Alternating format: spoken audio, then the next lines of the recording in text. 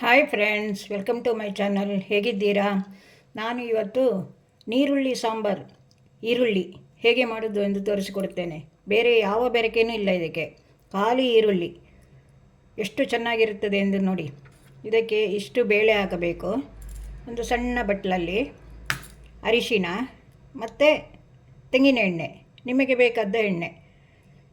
ಈರುಳ್ಳಿಯನ್ನು ಹಚ್ಚಿಕೊಂಡು ಬೇಳೆಯನ್ನು ಬೇಯಿಸಿಕೊಂಡು ಬರುವ ಕುಕ್ಕರಲ್ಲಿ ಹಾಕಿ ಇದರಲ್ಲಿ 3 ಲೋಟ ನೀರು ಹಾಕಿ, 3 ಬಟ್ಲು.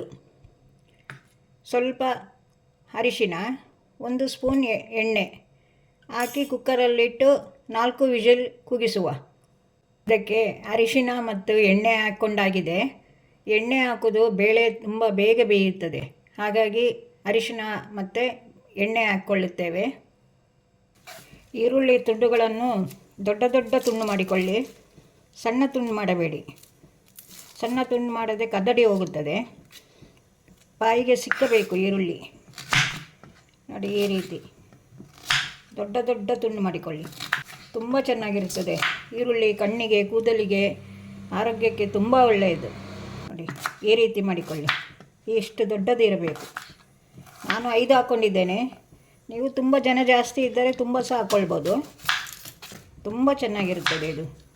ಇದನ್ನು ಗುಲಾಬಿ ಗಿಡಕ್ಕೆ ಹಾಕಿದರೆ ತುಂಬ ಚೆನ್ನಾಗಿ ಬರುತ್ತದೆ ಇದರ ಹೊಟ್ಟನ್ನು.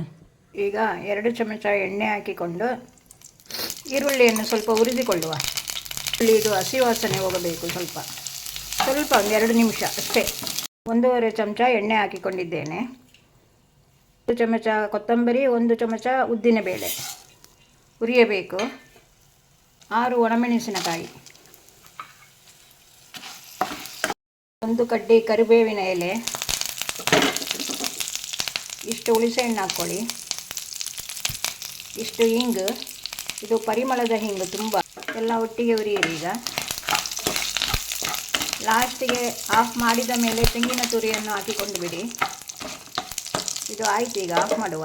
ತೆಂಗಿನ ತುರಿ ಫುಲ್ ತೆಗೆದುಕೊಳ್ಳಿ. ಬೇಳೆಯನ್ನು ಕುಕ್ಕರಿಂದ ತೆಗೆದು ಬಾಣಲಿಗೆ ಹಾಕಿಕೊಂಡಿದ್ದೇನೆ. ಗ್ಯಾಸ್ ಮೇಲೆ ಇಟ್ಟುಕೊಂಡು ಕುದಿಸಿ. ಅಷ್ಟೇ ನೀರು, ಹೆಚ್ಚು ನೀರು ಹಾಕ್ಕೊಂಡಿಲ್ಲ ನಾನು. ಹಾಕಿಕೊಂಡ ನೀರೇ ಇದು. ಈಗ ರುಬ್ಬಿಟ್ಟ ಮಸಾಲೆಯನ್ನು ಹಾಕಿಕೊಳ್ಳಿ. ಹುರಿದು ರುಬ್ಬಿಕೊಂಡು ಬಂದೆವಲ್ಲ, ಅದು ಇದು. ಸ್ವಲ್ಪ ನೀರು ತೊಳೆದು ಹಾಕಿ. ಸ್ವಲ್ಪ ನಿಮಗೆ ಎಷ್ಟು ತೆಳು ಬೇಕೋ ಅಷ್ಟು ಮಾಡಿಕೊಳ್ಳಿ. ಈಗ ಕುದಿಯುತ್ತಾ ಇದೆ. ಹುರಿದ ಈರುಳ್ಳಿಯನ್ನು ಹಾಕಿಕೊಳ್ಳಿ. ಈರುಳ್ಳಿ ಲಾಸ್ಟಿಗೆ ಹಾಕಬೇಕು. ಹುರಿದುಕೊಂಡಿರುತ್ತೇವಲ್ಲ, ಹಾಗಾಗಿ ಸ್ವಲ್ಪ ಬೆಂದಿರುತ್ತದೆ. ಅದು ಫಸ್ಟೇ ಹಾಕಿಕೊಂಡರೆ ಕಲಡಿ ಹೋಗುತ್ತದೆ,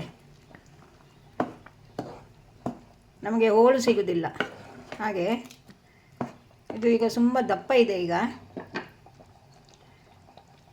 1 ಬೌಲ್ ನೀರು ಹಾಕಿಕೊಳ್ಳುತ್ತಿದ್ದೇನೆ. 1 ಚಮಚ ಉಪ್ಪು ಹದವಾಗಿ.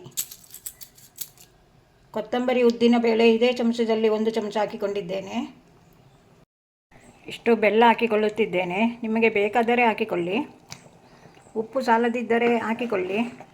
ಪುಡಿ ಉಪ್ಪನ್ನು ಮಿಕ್ಸ್ ಮಾಡಿ. ನೋಡಿ, ಈ ರೀತಿ ಅದಕ್ಕೆ ಬರಬೇಕು.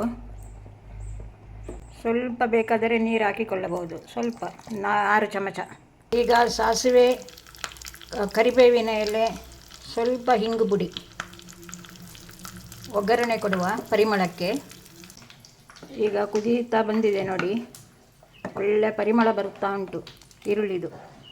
ಇದು ಆರೋಗ್ಯಕ್ಕೆ ತುಂಬ ಒಳ್ಳೆಯದು.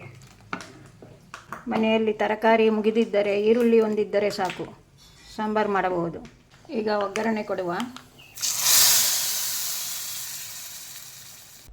ಸಾಂಬಾರು ರೆಡಿ ಆಯಿತು ನೋಡಿ. ಈ ರೀತಿ ಹೋಳು ಸಿಗಬೇಕು ನೋಡಿ. ಹೋಳುಗಳು ಈ ರೀತಿ ಸಿಗಬೇಕು ನಮಗೆ, ಹಾಗಾಗಿ ಲಾಸ್ಟಿಗೆ ಹಾಕಿಕೊಳ್ಳಬೇಕು ಈರುಳ್ಳಿಯನ್ನು. ನೋಡಿ, ಈ ರೀತಿ ಈರುಳ್ಳಿ ಸಾಂಬಾರು ರೆಡಿ ಆಯಿತು ನೋಡಿ. ಬಿಸಿ ಬಿಸಿ ಅನ್ನದೊಟ್ಟಿಗೆ ಹಾಕಿಕೊಂಡು ಊಟ ಮಾಡಿದರೆ ತುಂಬ ರುಚಿಯಾಗಿರುತ್ತದೆ. ನೀವು ಮನೆಯಲ್ಲಿ ಮಾಡಿಕೊಳ್ಳಿ. ಇದು ನಿಮಗೆ ಇಷ್ಟವಾದರೆ ಲೈಕ್ ಮಾಡಿ, ಸಬ್ಸ್ಕ್ರೈಬ್ ಮಾಡಿ, ಶೇರ್ ಮಾಡಿ ಫ್ರೆಂಡ್ಸ್. ಇನ್ನೊಂದು ವಿಡಿಯೋದಲ್ಲಿ ಸಿಗುತ್ತೇನೆ. ಬಾಯ್.